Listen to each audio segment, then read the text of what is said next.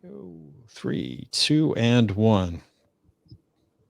All right, everyone. Welcome back to another episode of Persuasion by the Pint. I'm Jonathan Taylor. And as you can tell, today I am without my co-pilot, Sean McCool. He is on he's got a little business expedition that he's on today, and he wasn't able to join me, so I am going to be flying solo. But I do have a great guest joining me today, Steve Yastrow. Is it Yastrow? Yastrow. Yastrow. That's a cool name. It kind of sounds almost like it's a I don't know, like a movie name or something like that, or something. You can pretend that. That'd be great. Let's do that. It's a great author name. Haven't you seen that name over the marquees before? It's so it's very persuasive. Okay. You know, you think about, we're going to be talking about persuasion. You think about things that are easy to remember. Yastrow, I think that's pretty easy to remember. So you'll never forget it. But Steve, thanks for joining me. Just to let our audience know a little bit about you, your background. Steve has authored 3 best-selling books, one called Brand Harmony, another called We, the Ideal Customer Relationship, and the one that we're going to be discussing today, which I really love. I've had a chance to kind of dig into it. It's called Ditch the Pitch, which that's another name that's very clever and easy to remember, but it is the art of improvised persuasion. We're going to be talking about this topic today, Steve's book. Steve, thanks for coming on today and spending a little time and discussing the topic. Well, thanks for having me. Glad to be here. So just to give you, I don't know how much you know about our show, if you've had, because I'm sure you come on a lot of podcasts, but Sean and I always start out with where we introduce our show as name says, Persuasion by the Pint. We've always got a pint of beer or a pint of something, a beverage. So I have to ask you, do you have a beverage on our show today? Yeah, I don't have an alcoholic beverage because I'm doing a workout after this, but I have a wonderful cup of tea, and I will vicariously have the beer later with you. That's okay. That's okay. So we don't, we understand that some people, because everybody's coming on different time zones. We got people from California, so it's 1 o'clock their time. We can't expect them to be having a beverage at 1 o'clock in the afternoon. We'll have that kind of beverage together later. I really make that workout in today. That's right. Once I have a beer or a glass of wine, the workout's not happening. Well, are you typically an afternoon workout person? You're not an early morning. I love to do lunch early afternoon, sometimes in the mornings, but today I didn't work out. Too many other things are going on. Okay. So what does a typical workout involve for Steve Yastrow? So I would say that yoga is probably my favorite sport, but I do a lot of boot camp classes. Since we've been here on the lockdown, I've really managed to transition to doing online workouts, and it's been good. I spent a lot of time in the clubs before this. I also, this might not seem like such the workout, but I love sailing. And oh, wow. Yeah. It gets pretty physical out there in a little boat, let me tell you. So are you, I guess you're close to the water. Where are you located? I'm in Chicago. Okay. You're in the windy city, but you do have a lot of water around you. So a lot of water around, but it's getting kind of cold this time of year. Yeah. You don't want to do too much sailing in November or December, right? No. No, I'm about to take the boat out of the water. So good deal. Well, Steve, let's jump into the topic today. I want to tell people, not only are you a best-selling author, but you're the former senior marketing executive with Hyatt Hotels, and you're now president of your own consulting firm, Yastrow and Company. Why don't you give us a little background before we dig into the book? Why don't you tell us a little bit about yourself, your career, and what led you to write, especially this book that we're about to talk about today, which is Ditch the Pitch. Sure. So I ended up after business school going to the travel industry, working for a very entrepreneurial company, which led me to a great job with Hyatt Hotels and Resorts. I was the vice president of resort marketing, which meant I got to market some really cool resorts in Hawaii, the Caribbean, and some very sunny places in the United States. And, sure. And it was really interesting because we had to do a turnaround in those resorts. They weren't doing really well, and we did it. And one of my biggest epiphanies in that job was I inherited this big advertising budget, tens of millions of dollars, yet the business wasn't doing that well. And I did some research on people who had, never been to our resorts, but had brand awareness from all the expensive advertising. Sure. People who'd actually been to the resorts. And we asked people, where do you want to go on your next vacation? And barely any of these people said they were going to go to a Hyatt. And 70% of these people said they were going to go to a Hyatt. It was like, wait a minute. Right. We're spending all this money on marketing and it's barely working. And the experience is getting people to want to come back. And I remember saying, who's better at marketing, the ad agency and we marketing professionals, or the bellman and the front desk clerks and the guys at the pool and the architect who designed the hotel? And it really opened me up to realizing we get people to commit to our companies, not by promising them stuff, but by really delivering experiences that help them believe that we do something that's going to make them be better off. Yeah. So that led to my first book, Brand Harmony, how everything you do blends to tell a story to your customers.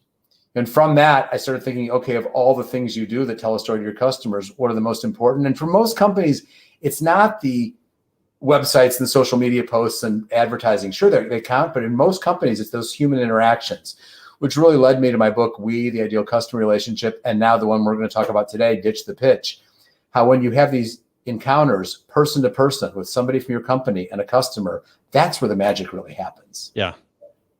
Even if companies are still spending billions of dollars every year on, advertising, branding, the very thing that you're just talking about that doesn't work. Yet, they're putting out, just churning out billions of dollars. Yeah. On wasted space. A lot on wasted space. And I think this is true even in a digital age. Digital marketing gives us such amazing tools, persuade customers, et cetera. However, there's this tendency to want to delegate all your customer interactions to inanimate objects like social media posts and websites and advertising. Use them when you should, but when you can have that human encounter, if that suits the nature of your business model and your customers, do it, because it'll be so much more powerful than anything else, even in this digital age. Sure. Yeah, I really, I was going through your book, and the one thing that I take away from it, and I have a history, and my experience is background in sales and marketing, working in the for manufacturers for a number of years. As a person in sales, you know the deal. Salespeople always like to have their spiel, have their presentation ready to go, and it's form fit, or it's not, a lot of times not even custom fit to their target audience. It's a broad, it's just a broad presentation that they try to do, or their spiel, or their elevator pitch, or whatever you want to call it. I've seen this time and time again, and I think it really it's old hat. People just kind of tune out when you start pitching to them. But what I like about your book is this is kind of a different approach, and it really focuses on, you have to really intentionally spend time focusing on the customer or the client, and not really just, not just really talking to them, but also taking in the environment, observing, being alert to the environment that you're in. Yeah. I mean, like you said at the beginning of that point, pitches don't work. And why don't they work? Why do you need to do this? Mm-hmm. Because if you start pitching at somebody, the odds that what you have to say is what they really want to hear, it's like throwing a dart in a dark room, right? People do this all the time. They write their PowerPoint deck on Wednesday and have the meeting on Thursday. Well, how did you know on Wednesday what that customer is going to want tomorrow? You don't. Right. So you might miss the mark. And also, if you're pitching, they're probably thinking about something else. Mm-hmm. The person you're talking to got 182 emails today. He's got a whole slew of text messages. He's, seeing all sorts of advertising on websites and billboards when he's driving down the highway. Sure.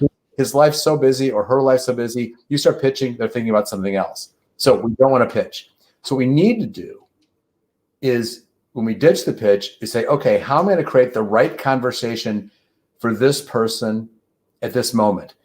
If you had to sum up the whole idea of ditch the pitch in one sentence, it's this: turn every presentation into a conversation that matters to your customer. Think about that. Everything flows from that. Don't ever make a sales presentation again. Turn every presentation into a conversation that matters to that person. Then you've got their attention. They want to share their needs and interests with you, and they want to listen to you. Right. And in saying that, you're not saying that don't be prepared, be prepared for what you want to talk about, but just don't do it. Wait for the opportunity in the conversation. What you're trying to say is, yeah, be prepared. Don't go in and just kind of wing it with a conversation. Be really prepared with what you want to say. But sometimes what you want to say is not necessarily what they want to talk about. It could go in a completely different direction, but you may have a solution for them. Exactly. You do prepare. Yep. This concept is based on improvisation. And I live in Chicago, which is the world capital of stage improv. And my book, Ditch the Pitch, has lots of actors from places like Second City you've heard about, interviewed. Plus, I'm a jazz musician. I play jazz like every day of my life. I love improvising music. Mm-hmm. What I know from studying stage improv and what I know from music is that you're not just winging it. You're prepared. Sure. But being prepared doesn't mean you've decided exactly what you're going to do. I call it creating a toolbox of possibilities. Yeah. If I know as much as possible about my customer from past conversations with them or researching them, if I know my product really well, I'm prepared for any possibility. Mm-hmm. It's kind of like if a handyman comes to your house, he doesn't turn off his truck in your driveway and say, you know what? I'm definitely using a screwdriver today. He grabs his toolbox, he goes to your house and sees which tools are needed. It's the same thing. You've got a toolbox of possibilities. So whatever comes up in this customer conversation, you can navigate to create the right conversation for this customer. Right. You talk about one of the things you mentioned, so important, turn down your analytic brain, practice the art of non-judgment. So what we're predisposed to doing when you and I are having a conversation right now, the thing that is so easy, because we're human beings, is to, when you're first meeting in contact with somebody, is to completely you're judging the customer during the conversation. It's so easy to get kind of caught off guard with really trying to just, size them up, trying to think about what you're going to say next, what they're going to say, what they're thinking. And it's so hard to turn that off. What you got to do in essence is push all that away because it's so distracting and focus on everything that they're saying. It's pretty difficult. How do you go about that? Well, it's a great point because we teach 6 Ditch the Pitch habits. The first one is called input before output. Mm-hmm. The idea you mentioned of turning down your analytic brain is one of the practices we tell people to practice to develop the habit of thinking input before output. Right. Because the idea is if you start getting overly analytical, like judging that person or judging if you made a mistake or judging, am I going to make the sale? You get caught up in your own head. Yeah. You're sort of like up here and you're missing what's going on in the room. Why is that important? Yeah. Because if you're going to create the right conversation for this person that you're talking to and ditch the pitch so you can persuade them and find the right way to persuade them, you need as much information from them as you can get. At every moment, your customer is handing you gifts saying, here's what I care about. This is what matters to me. This is what I'm thinking about. So if you're totally paying attention to your customer, you're not caught up in your own head, you're not thinking of something else. If you're on the phone with them, you're not looking at your email while you're on the phone, you're giving them your full attention. And let's face it, people do that all the time, right? If you are giving your customer your full attention, what you are doing is giving yourself the advantage of accepting all those gifts from your customer. Mm-hmm. The more customer information you have, the more likely you are to be able to persuade them, because every customer is different. So you need that information from them to make that happen. So turning down your analytic brain is one of the things we teach to get people to be in that input before output mode. Right. What about I think it's so difficult because people are always in situations like that. And it's sometimes just I think we're so predisposed to hate that little lull of silence in between, in between questions or conversation, especially with somebody that you don't know. And it's kind of that uncomfortable. So we're always trying to think of the next thing that we're going to say. Yeah. A lot of times, even while the person, and we're missing out on so many of those gifts, like you just said, we're missing out on a lot of resources that they're just throwing right at us that, ways that we can help them. But, it's so difficult because we're so predisposed to, if we fear that uncomfortable silence. And so we're working on what's our next thing? What's our next move? We're going to say, how do you get away from that? Well, it's a great point, because there are times the customer isn't talking. Like, I get this a lot. What if I get somebody who's being defensive and they're making me talk or whatever? Believe this. Virtually every human being loves to talk. Virtually every human being loves to hear themselves speak. So if they're not talking, you just haven't found a way to, like, break the seal yet and get them to start flowing with information out. So what you're trying to do is identify ways to ask them a question that does break the seal so they start talking. And a lot of salespeople get uncomfortable in that lull for silence, and they think they need to fill it. Resist that. And where this fits into this whole idea of thinking input before output. If you're trying to persuade somebody, think of the information. Let's imagine this is a sales setting. You're trying to persuade a customer to do business with you. Or maybe you're in a company you want to persuade a department head to collaborate with you on a project, whatever it is. The more information you have from that person, the better off you are. Here's an example I used recently. I was training a bunch of real estate agents who sell real high-end homes. Like, you have to sell more than X number of $1 million homes to ever get in this group. Sure. And so I was doing some training session with them. I said, imagine the scenario where a couple decides they want to sell their house, and they invite real estate agents to come talk to them about who's going to be what they call the listing agent to list the home. Mm-hmm. And I said to these people, imagine if this prospective client of yours talks to two other people first, two other competitive real estate agents, and they talk to you. Those other two people come into the people's kitchen table for that 7 o'clock in the evening meeting, and they present their credentials and say, here's all the homes I've sold. Here's my marketing programs. Next night, the same guy does the same thing. You come in the third night, and you spend a little bit of time talking about your credentials. You spend more time talking about them, learning about them, letting them talk, hearing why they want to sell the home, what's important to them, what are their concerns and fears. Who's got a better chance of making the sale? You've learned so much more about that client. You're going to construct a conversation that they go, wow, he really understands us, or she really understands us. Customer information is your best competitive advantage. So accept those gifts from your customers. Yeah. And construct the conversation based on what you learn. How much of the persuasion or this method looks at the nonverbal? I mean, there's so many nonverbal cues that are always surrounding us in the middle of a conversation, whether it's what's on the wall of the person's, in a person's office, or what's on their desk, or, what they're wearing.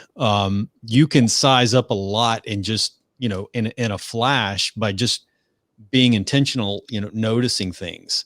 And those are things that we can often use to our advantage. Oftentimes you can learn a lot about a person. Are they a golfer? Are they, do they enjoy baseball? And, those are things to be on the alert for. I know whenever I've gone into offices in the past, the first thing I do is look in the hall, even before I get into a person's office, is always like identify what's on the wall. What are some of the achievements that this company has, been awarded, or what are some things, a lot of times you'll see articles that are framed or things like that, where they've been awarded something in a trade journal or something like that. So, things like that you can easily bring up into a conversation that helps build rapport. Totally. What are some other things that you should be on the lookout for when you're doing that? It's a really interesting point. What I always like to think about when I'm talking to a customer for the first time, or maybe even somebody I talked to a week ago, I imagine I'm walking into a movie 15 minutes after the movie started, meaning that the story's already going on. Yeah. Nobody's like a blank slate waiting for you to show up. And so what we're trying to figure out is, okay, what's going on in this person's day, year, in their career, in their life, right? And so with that in mind, you're trying to understand what I call it sizing up the scene. A couple parts of that are, who is this person? We teach a principle we call who before what. Right. We have this tendency in marketing and sales to put people in categories. Oh, that is a director of IT or this. And I know how to sell to those people, but every human being is unique. So who is this person? Like you mentioned, look around their office. Or if you're on Zoom or Microsoft Teams, what do you see behind them? What kind of clothes are they wearing? What do you see in their body language? So you can understand, who is this human being?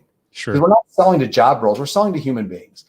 Also, the other part of sizing up the scene is what's influencing them, right? Let's say you're trying to sell to somebody and their boss sticks their head in the door for a minute while you're talking, and you also understand something about their relationship with their boss. Either the person you're selling to is hyper confident or gets a little scared around their boss. You just learned something so important Absolutely. about how the boss might influence the decision of the sale you're trying to make. So there are all these cues, and you want to be on alert for them. And I love your point that it isn't just verbal, which means when you're on the phone, it's extra hard. Right. But when you got the visual, you can supplement that.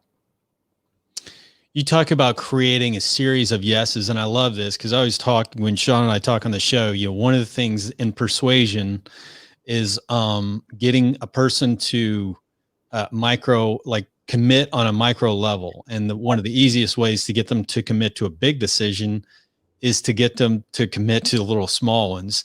And one of those is actually getting them to say yes. Getting them to agree with you. You don't move forward if there's a no involved. So the whole point, how do you get the client or your customer involved in saying yeses, or those little, what I call those micro commitments? Micro commitments is a great way to look at it. The principle I think about is conversational momentum, right? Mm-hmm. If you get into a conversation where the customers or prospective customer or current customer, whatever it is just flowing with you. Yep. And they're still, because the conversation's flowing, it's like the rest of their life is shut out. They're just focused on you. Right. It's like when you're driving down the road at night and you see green lights, right? And there's a red light down there. By the time you get there, it turns, you keep going, right? We want that kind of conversational momentum. Momentum. Right. And, if all of a sudden you say no to your customer, they say no to you, it's like red light. And all of a sudden they're mm-hmm. broken from this engagement with you. Yeah. So think about these. I love your point about micro commitments, because a sale is really a series of yeses. All conversations are a series of yeses, all good conversations. Mm-hmm. And so it doesn't have to be exactly the word yes. It's constant moments of affirmation and agreement to keep the conversational momentum going.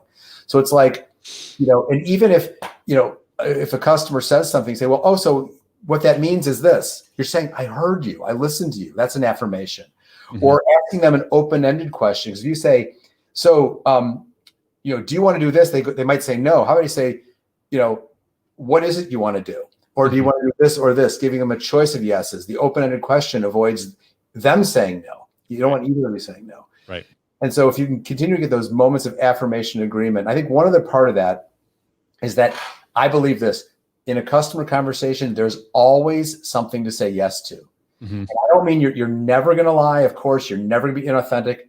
I mean, in a totally genuine way, there's always a way to say yes. Like, let's say somebody says to you, look, I'll give you the order, but can you deliver it in 2 weeks when the delivery time is 6 weeks?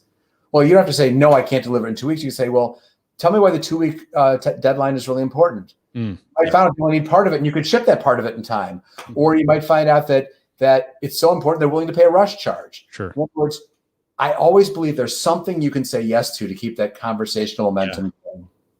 Absolutely. I agree. I mean, that's the worst thing you can do is say just no, and that's it.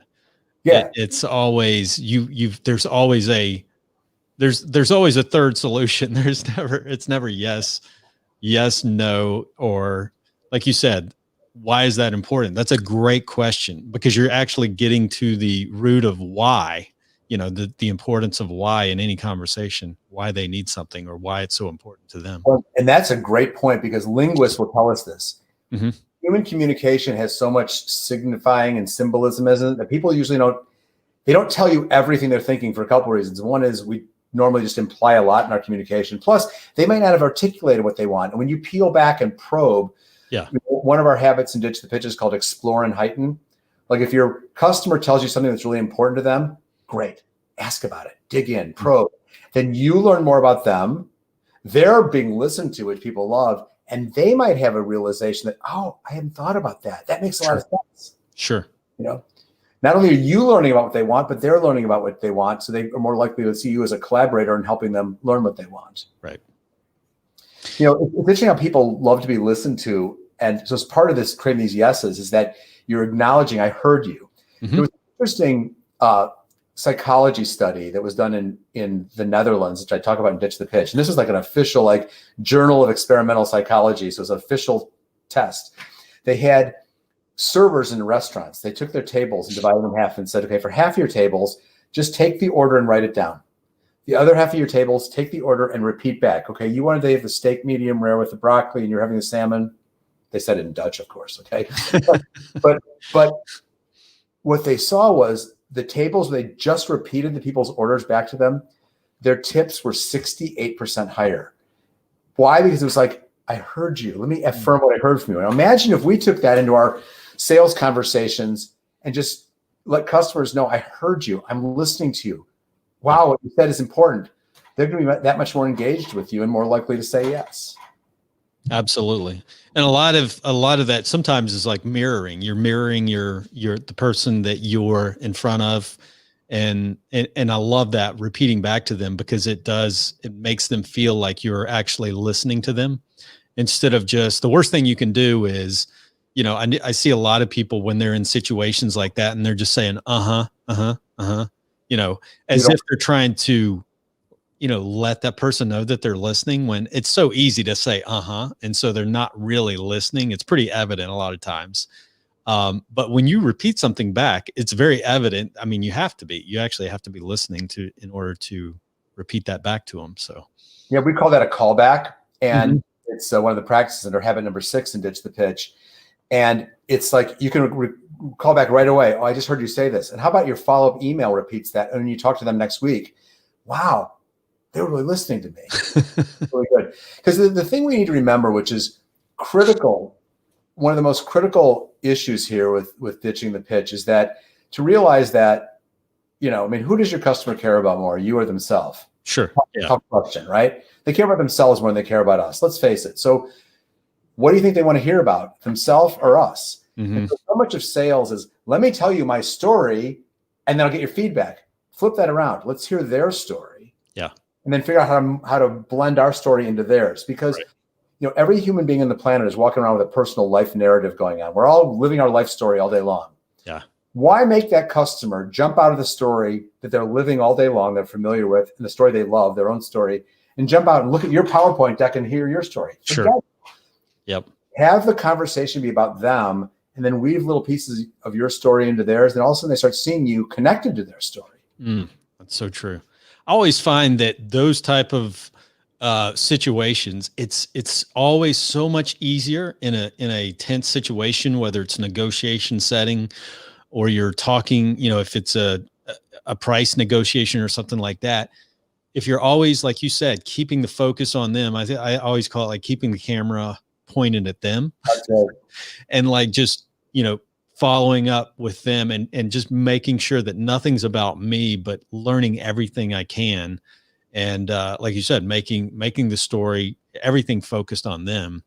I think you take your uncomfortable or your uneasiness or that anxiety away, because it's always everything's always directed at them. If you can learn to do that, I think you take yourself out of some uneasy situations there sometimes as well. Well, yeah, and let's talk about why that works. It's a really great point.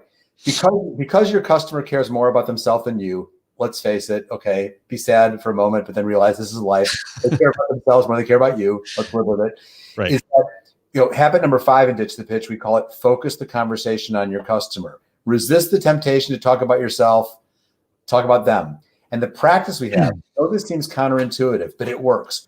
We say, make 95% of the subject matter of the conversation about them. So in other words, I don't mean they talk 95% of the time. I want them to talk more than half the time. But even when you're talking about them. Right. If the conversation is centered on them, okay, some salespeople say to me, but how am I going to tell them I have all these products and all these features, service offerings? How can I cram that in with only 5%? Plenty of time. You know why? Because if you're talking to the customer and you're focusing the conversation on them, and a really important issue comes up to them, and you're able to say, oh, this is how we deal with that, and you connect your one thread of your story and you weave it into the conversation, they're going to remember it. Let's say you're selling technology, and the customer has some particular problem about, technology helps run a factory. Let's make it up, okay? And there's this one issue about, if a problem happens, they have downtime in the factory, and it can hurt them. Just making this example up, so we'll pretend it's relevant. You've got a particular way you solve that problem, okay? Now imagine if that particular, you solved that problem was on slide 9, bullet point 14 of a sales deck. You think the person's ever going to remember it? No. But if you take that one bullet point and bring it into the conversation at the moment that customers just shared with you one of their concerns, they're remembering it. Absolutely. So if you have a conversation about them and bring little bits of your story at the right time, you'll have them understanding how you can help them. No doubt. I had a little example of this last night. It wasn't a business situation, but I was actually taking a flight from Dallas home last night. It's about a good 2-hour flight. So I get on the flight, I sit right next to a guy, and, every now and then you'll find I'm not, it's the end of the day. The last thing I want to do, you're in business meetings throughout the day. The last thing you want to do is, at 6:30 in the evening on a flight, you kind of want to kick back and relax a little during the flight. This guy wanted to talk the whole time. But one of the things I did, and I found it interesting, I said, what the heck, so I just started asking him questions the whole time.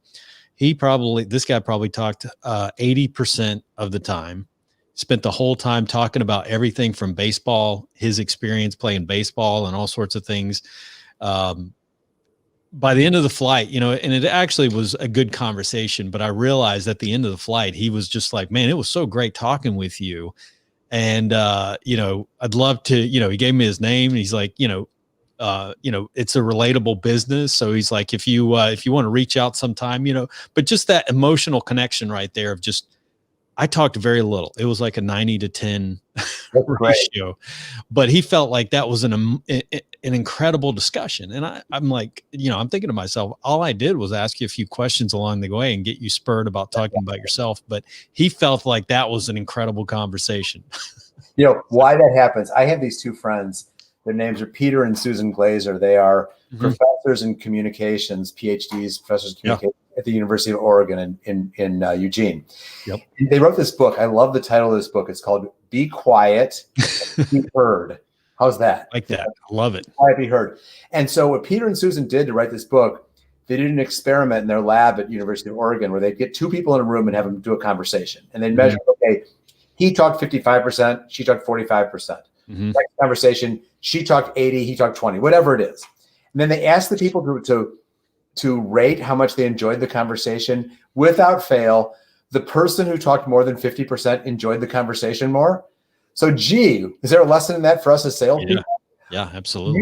And I do a little assessment with salespeople when I train them. I have them in a Ditch the Pitch workshop. We have them rate in customer conversations. My customer always does 50% of the talk, more than 50% or more of the talking, usually, sometimes never. And most salespeople are going, yeah, I guess my salespeople, my customers don't. I do most of the talking.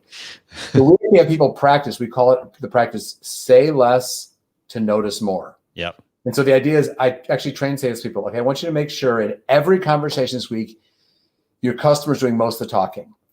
And two things happen. They get those gifts from their customer. They learn more because they're talking more. And customers are more engaged because people love to hear themselves talk. Yep. So I think your story is a great example of what happens. Yeah, you've got in your book, you talk about, it's called obey the one paragraph rule. Yeah. So what you say is don't talk more than one paragraph's worth of information at a time.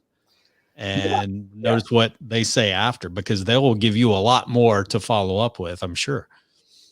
The one paragraph rule is a wonderful, wonderful tool. My brother, who is an electrical engineer, invented this idea because he was making these designing these highly customized computer chips for Hewlett Packard, then a spinoff there, and he went from engineering into sales, and he's trying to sell these really complicated products to other people who happen to be were highly educated, sophisticated electrical engineers, but even with a highly sophisticated customer, it was really easy to overwhelm them with too much information. So he realized, how about if I just talk about a paragraph at a time and shut up and listen? The other person might have time to absorb the information, or they might ask a question that says, I didn't understand you, or ask a question that says, oh, that means this, which means they did understand you. So we can all apply that. The one paragraph rule, maybe your customer gives you a buying signal. Maybe they tell you you're way off base and you can navigate. Now, we all know people in our lives who don't practice the one paragraph rule. And we know how much it irritates us, right? We don't like people who babble. We don't want to be that person. No. The one paragraph rule is a really good life skill, and it can help you in persuading a ton.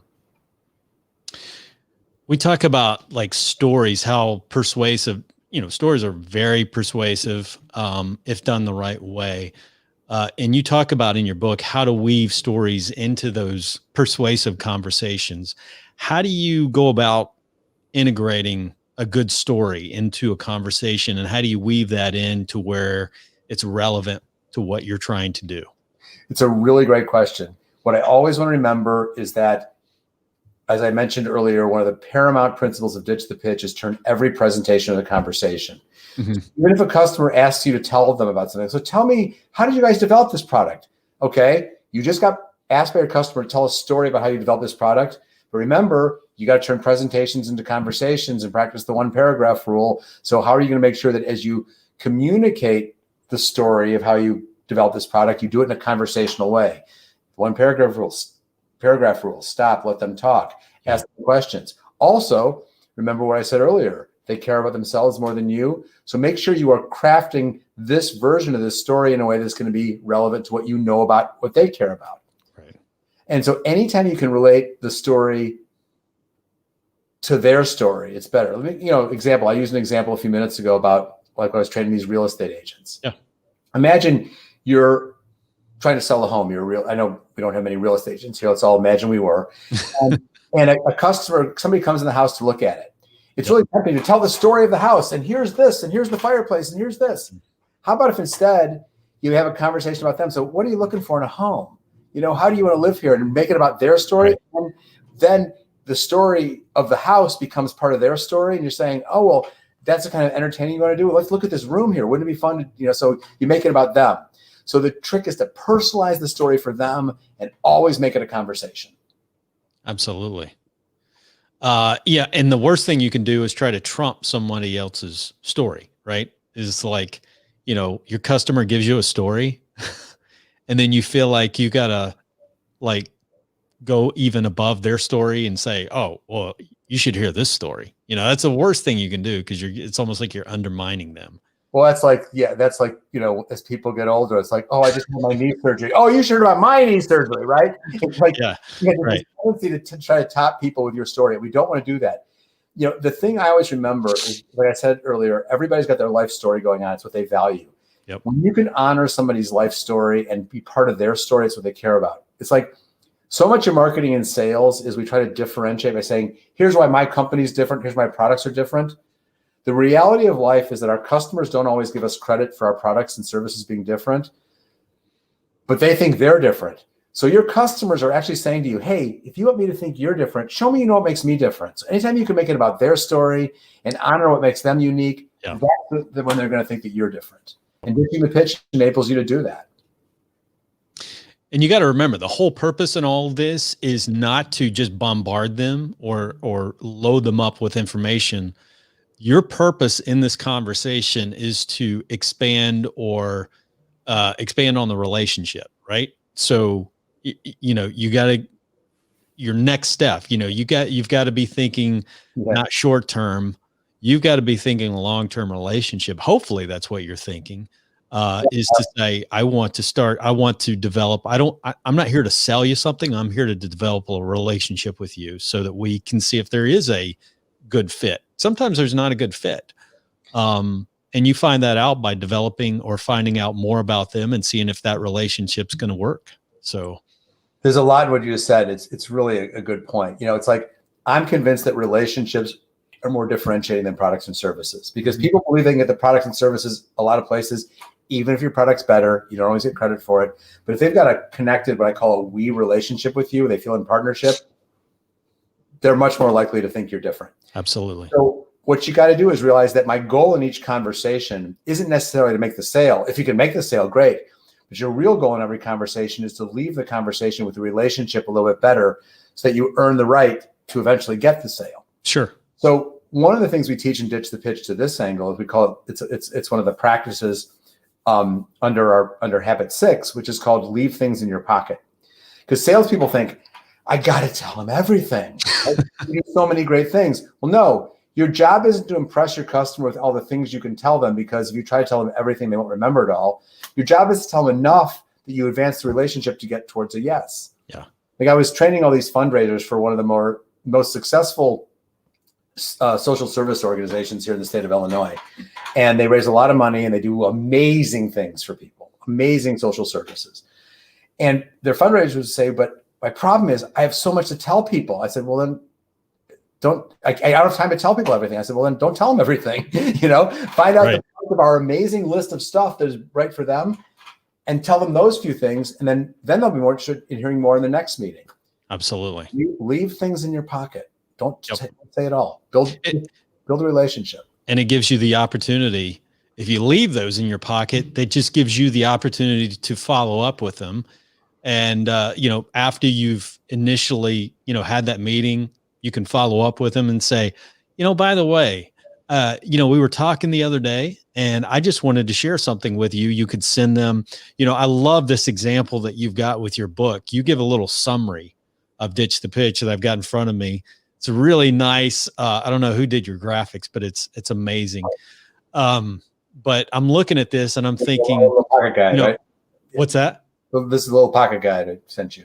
Yeah, exactly. The pocket guide. So if you could create, it doesn't take a lot to create like little graphic presentations like this, mini presentations that you could, after the initial meeting with someone and developing that relationship, say, follow up, send one of these little mini pocket guides like you have here with a little note on it and just said, enjoyed meeting with you, enjoyed the conversation. Forgot to mention this. You might find it interesting, and personalize it and send it to them as a follow-up after that. Just kind of, it's a way to kind of continue that relationship and follow up and that contact, contact marketing. So. Right. It was what we said earlier about the callbacks. You could have a chance to do a follow-up and refer back to things. And you could add something new in, like you mentioned. Sure. And it adds continuity to the relationship. Definitely does that. No doubt that's a really good way to keep building the story in their mind. So what we're trying to do is help the customer form a story in their mind that they'll be better off working with you. That's it. Absolutely. People will commit to you when their personal story says, oh, I'm better off if I do this with you, right? Yep. And that isn't because of your products and your features. Those might be support. It's because they believe in their story in their mind, they're better off working with you. And when you're engaging with them, you're trying to help them create that story.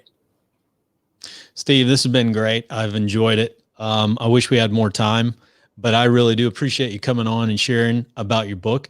What's the best place listeners can learn more about you and get a copy of the book and learn more about your business? At my website, yastrow.com, just YASTROW.com. They can see the books. They can learn more about me. And of course, the books are available in all the usual places also. Sure. Steve, it's been a pleasure. Thank you for coming on. Love to have you back on when my co-pilot's back on the show again to maybe talk about another topic. I know you've got, like you said, you've got some other topics or books related to branding. Love to have you revisit down the road. Great. And I'll do my workout first. I can join you for the beverage. By the way, and that's another thing. Hope you have a great workout. Don't want to keep you too much longer. Great. Excellent. Fabulous talking to you, Jonathan. Take care. Bye-bye. All right. You too. Thanks. Bye-bye. Bye-bye.